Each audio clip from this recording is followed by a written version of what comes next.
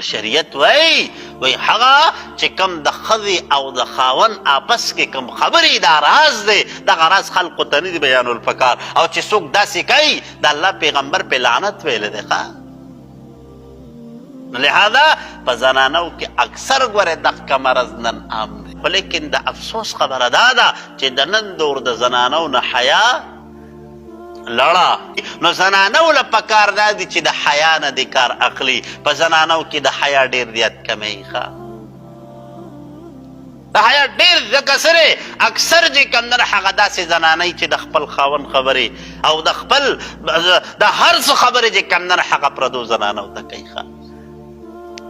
حالانکې دا ډېر لوی جرم دی دا ډېر لوی ګناه ده پیغمبر علیه السلام ارشاد فرمایي وایي تاسو به د پردی زنانه د پردی تورسرې ذکر چې کوم نه هغه د خپل نارینه په مخ کې به نه کوي د خامخا د هغه پړه کې به هغه شوق پیدا شي د هغه په زړه کې به د هغې د لیدو هغه آرزو پیدا شي نو لهذا زنانو له پکار دي چې د خپل خاوند په مخ کې د بلې زنانه صفت نه کوي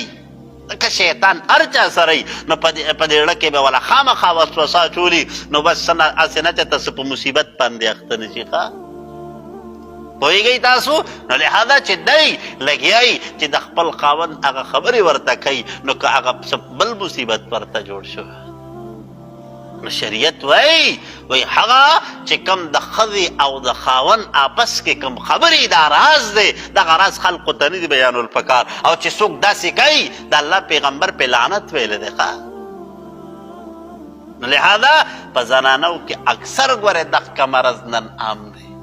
اکثر دغه خبرې چې کم نن هغه بهر چې کم نن هغه لیکي نو داسې قسم خبرې نه پکار ښه داسې قسم خبرې نه پکار نو بهرحال حیا پکار ده د زنانو په نظرونو کې د زنانو په نظرونو کې حیا خو لیکن د افسوس خبره دا ده چې د نن دور د زنانو نه حیا لړه حیا لاړه پیغمبر علیه السلام ارشاد فرمایي الایمان بضع و سبعون شعبة ایمان څه د پاسه 80 شعبې دي والحیاء شعبة من الایمان او حیا د ایمان څه دی یو شعبه ده حیا د ایمان جز دی رسول الله مبارک تخصیص کوي د حیا ښه ٹھیک شوه نو مطلب دا چې په چا کې حیا نشته ایمان کامل نه دی ایمان کامل نه دی او بل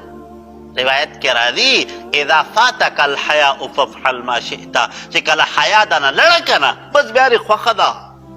بیا خو انسان په یو په هېڅ نه کنه نو حیا پکار ده